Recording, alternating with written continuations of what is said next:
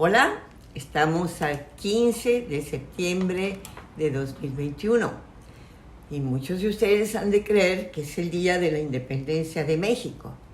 Pues no, el día de la independencia de México es el 16 de septiembre, no el 15. El 15 era el cumpleaños de este señor bastante insoportable que se llamó Porfirio Díaz. Y dijo, ¿por qué no? Voy a juntar mi cumpleaños con lo que pasó posteriormente, que fue el grito de la independencia, que fue el 16 de septiembre. Hay quien dice que fue muy temprano en la mañana, lo que ustedes quieran y manden, pero el caso es que fue el 16. Y el grito lo dio un señor sensacional que se llamó Miguel Hidalgo y Costillo. Es el padre de la patria, y realmente lo fue. Pero además era un hombre cultísimo. Se nos ha dicho que era, pues eso, un cura de pueblo. Pues no, el señor Miguel Hidalgo y Costilla fue a una escuela de jesuitas con su hermano cuando eran jóvenes. Y naturalmente los jesuitas eran los que sabían las cosas, porque hubo muchas órdenes religiosas y las sigue habiendo, y los jesuitas eran más cultos, y por eso cada rato pues la iglesia no le convenía que supieran tanto los jesuitas y tenían problemas. Miguel Hidalgo y Costilla era un hombre muy culto y extraordinariamente inteligente. Y esto es importantísimo si estamos pensando que es el padre de la patria. La patria que él preveía, que él soñaba, era muy especial. Estaba muy relacionada con su propia cultura. Pero él no solo hablaba todos los idiomas nativos, porque en la hacienda donde había vivido de chico, se llevaba muy bien con la gente local. Y hablaba el otomí, hablaba el náhuatl, hablaba el purépecha, hablaba tarasco, además de idiomas europeos. Conocía muy bien a Molière, al gran Molière francés, y hacía teatro de Molière, lo haría posteriormente, desde luego. Miguel Hidalgo se le conoce por una serie de cosas en México muy superficiales, y debemos, recuperando la historia, como hemos dicho, ponerlo en el lugar que realmente merece. Él, su hermano Allende y la corregidora, que en mi opinión fueron los grandes que hicieron esta famosa independencia de México de 1810, porque la que continuaría la lucha por esa independencia hasta 1821, o sea, hace exactamente 200 años. En el 1810 le tocó al Calderón, al presidente Calderón, al muy inculto presidente Calderón, ocuparse de esa primera llamado a la independencia del país. Ahora, qué bueno, le toca a otros. Le toca a personas que están haciendo realmente un país independiente en muchos sentidos. Pero volviendo a la historia, en las primeras horas del 16 de septiembre de 1810, llegó Ignacio Allende a ver a su amigo Miguel Hidalgo y realmente a despertarlo, porque era muy temprano, y a charlar. Además de tomar chocolate, porque les gustaba mucho el chocolate a ambos y lo invitó a hacer algo por la independencia. No fue una cosa solemne, no fue una cosa planeada, sino realmente algo que se dio del corazón de estos dos hombres, y se fue a la iglesia Hidalgo, a la iglesia de Dolores Hidalgo, por eso se llama de Hidalgo, por supuesto, a la iglesia de Dolores, y ahí es donde de una manera absolutamente sin pensarla demasiado, sin tomar aires de gran héroe ni nada, como estamos acostumbrados a ver a todos estos ahora, ¿verdad? Él fue el que dijo, bueno, vamos a ser independientes. De hecho, en lo que yo he leído, no se sabe con precisión cómo fue y qué fue lo que dijo. Pero posteriormente se decidió que ese momento tempranero del 16 de septiembre de 1810 se estaba creando un país independiente. Ya había en Querétaro gente que quería la independencia de México. No era nada más Miguel Hidalgo en Dolores, era una serie de personas, entre otros, los corregidores, la corregidora y su marido.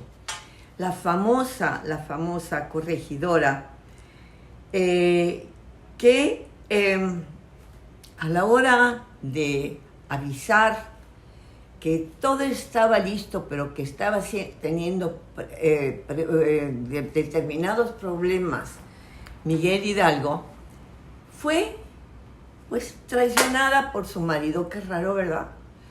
Y la corregidora tuvo que, yo creo que al marido le dio miedo, la verdad. Estoy siendo un poquito, irrespetuosa con la historia que conocemos, pero no sabemos exactamente qué pasó. Y a mí me da esa impresión. Ella quiso estar con Miguel Hidalgo y quiso la independencia, y su marido la encerró y le dijo que no todavía.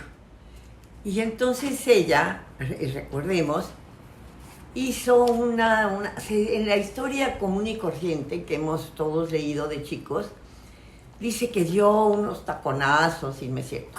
En lo que ahora se puede ir descubriendo es que efectivamente mandó un documento a Hidalgo para decirle, o a la gente que podía ver a Hidalgo, para decirle lo que estaba pasando y que tuviera muchísimo cuidado. Ahora bien, pasando de ese día mismo de la independencia, que como les digo, fue el 16 de septiembre de 1810, hay que recordar que no se dio la independencia de un día para otro, sino que duró hasta el 21, hasta el 1821, para concretar esa independencia, y sucedieron muchas cosas en el ínterin. Por ejemplo, hemos oído hablar de, a mí me ha siempre interesado mucho esto de la toma de la Alhóndiga de Granaditas en Querétaro, porque parte de mi familia es de Querétaro. La acción que se llevó a cabo en Querétaro para promover la independencia fue algo sumamente dramático. Los realistas, los que no querían la independencia de México, se fueron a refugiar a la Alhóndiga de Granaditas. Y los insurgentes, ya comandados por Miguel Hidalgo y por Allende, pues fueron los que los aplastaron allí en la Alhóndiga. Y el pavor en los círculos sociales no era fácil de olvidar. Hay que comprender que para muchos mexicanos, es decir, para muchos de la colonia, lo que ellos entendían es que pertenecían a España. Y siempre una guerra de independencia sale de lo más profundo del ser humano.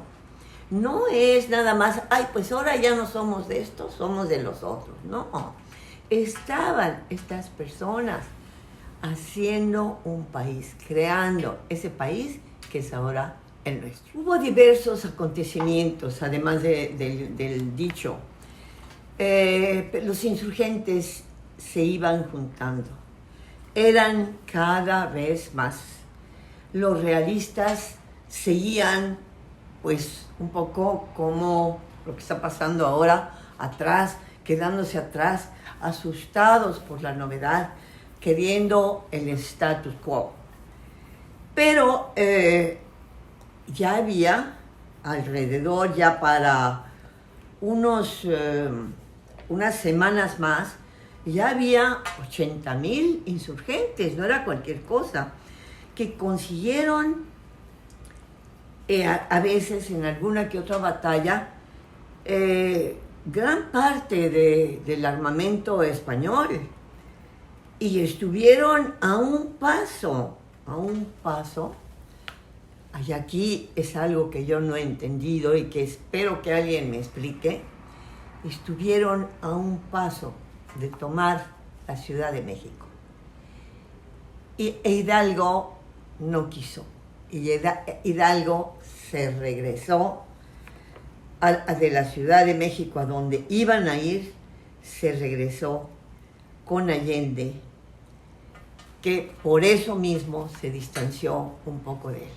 Sería muy bueno que entendiéramos esto, que a mi entender es quizás el único error que haya cometido el padre de la patria, Hidalgo. ¿Por qué no tuvo, digamos, el arrojo, por no decir el valor, porque era muy valiente y era muy inteligente y muy culto? ¿Por qué no quiso lanzarse sobre la Ciudad de México? Quizás porque era un inmenso lago, vaya usted a saber. Pero sería algo que los mexicanos de hoy tendríamos que ir recuperando de la historia. Ahora tenemos posibilidades inauditas para ir aprendiendo. Y no nada más los libros de texto, que parece que los están haciendo nuevos y era hora, pero todos podemos recuperar la historia. Yo los invito en este pequeño programa, en esta idea de aprender más a todos, para que veamos entre unos y otros qué es lo que realmente pudo haber pasado. Mientras tanto, por supuesto, seguiré hablándoles, recuperando la verdadera historia de lo que he vivido y que he visto, porque siguen diciendo una serie de mentiras sobre lo que ha pasado.